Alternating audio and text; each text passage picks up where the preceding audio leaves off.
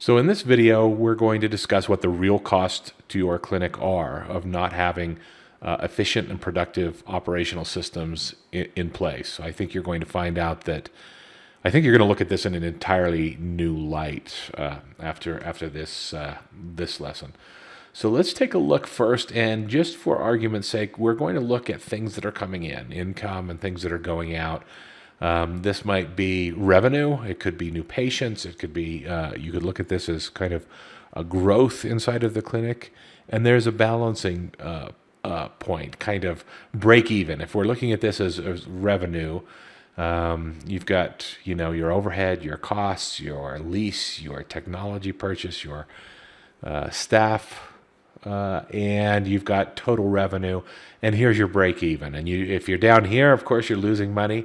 Not a good situation to be in. And if you're up here, you're making a little bit of money. And that difference between where you actually are in that break even, that is either your profit, or you might look at that as kind of growth. For example, you might have a metric that you look at around new patients. So that's great, right? Well, maybe. Let's actually kind of dig into what this really looks like. And so we recently sent out a survey to 472 physician clinic owners. In fact, some of you watching this video might have received this survey because we're continuing to send it out to kind of gather this data. And I want to share with you some of the results that we found, which were stunning. We asked the question, how well do you think your clinic currently operates as a business? And what you'll see here from the results is that people or physicians and clinic owners do not consider themselves obviously running very efficient businesses. The average score across the entire survey result was basically 6. And we had 0, as of this recording, we had 0 responses where nobody said that they were operating a business at a level of 9 or 10. Everybody was 8 or below. And here's the breakdown. So how well do you think your clinic operates as a business? Not very well, according to respondents here. And we asked the question, which of the following are problems in your clinic? So you can see wasted time and effort. More than half of the clinics responded with that: micromanagement and lack of real systems. The top 3 responders there. We asked, which of the following would you say is the efficiency and productivity your clinic usually operates at? And this is a truly stunning result. So you can see that 92% of all of the respondents said that their clinics operate at less than 80% efficiency. Now, this was somewhat open to interpretation, meaning that clinic operators and you as a clinic owner or physician might have, maybe you think you're running a peak efficiency. But again, nobody chose less than 100% efficiency, meaning 90 or above, and only 8% of people said above 80%. More than half of the people are below, half of the clinics operating by their own admission are below 70%. And that is truly a kind of a stunning admission that clinics, and probably your clinic and certainly your competitors' clinics, are not operating efficiently for a variety of reasons. And if we go back and we look at this, we can see exactly what it is that they think that is inefficient inside of their system, this wasted time and effort, micromanagement, and lack of real systems. So if we take those survey results and we build a couple little charts here, and we say, okay, here is the cost associated, here's your fixed cost, and here's your total revenue inside of your current clinic. This is this new productivity gap, and we're going to use 20% here, since we had 92% of respondents chose less than 80%. So we're giving everybody, those 92%, the benefit of the doubt. That is at least 20% up here that is essentially just completely lost productivity inside of your clinic or inside of a clinic. And this gap is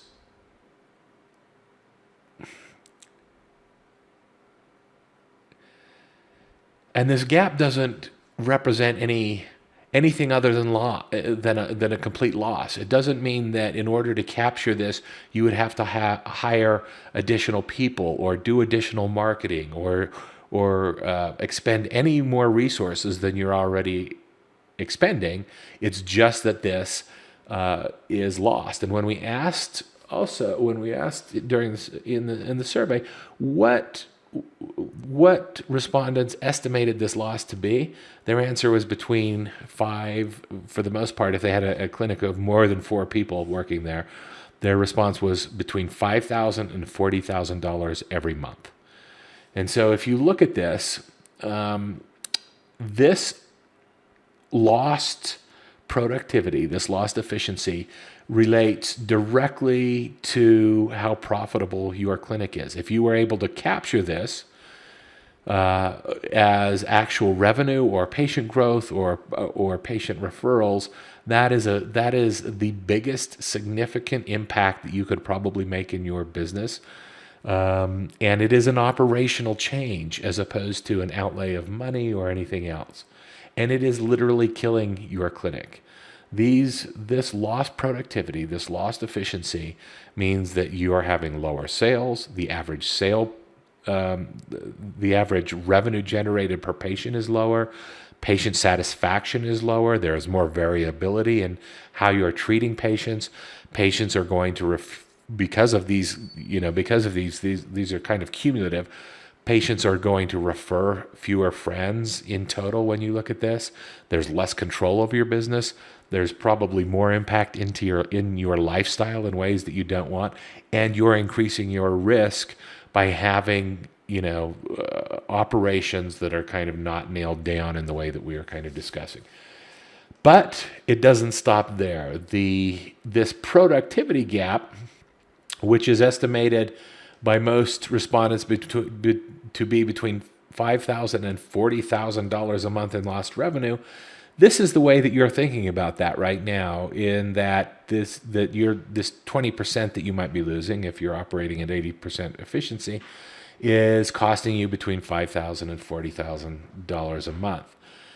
But the problem is actually much larger than that, because this is a compounding problem. That 20% isn't a linear problem when it doesn't just stay the same, that it's 20% month over month. What happens is that all of that aggregated problems, those fewer patient referrals, those lower costs of sales, those increased risk, compound over time. And so the actual cost over time looks much more like this. And so this is a graph of what the cost is over 1 month, and I've used patients here as a growth chart as opposed to a revenue chart, and what the difference is around where, for example, the difference in a loss between 5% and 10% is. It is not a linear progression. Over time, these diverge greatly. And so in this graph, what you're looking at is a 3-year graph where this red line represents a 10% churn, patient churn in this case, and this blue graph represents a 5% patient churn. So by cutting this simply by 5%, you can see that the growth, after 3 years, you're just over 1,000 patients here, and here you're just over 6,000 patients. So roughly 6 times that amount of loss in 3 years. And this is how you should be looking at where operations are having the most effect, or where they should have the most effect in your business. It isn't the we lost $5,000 this month.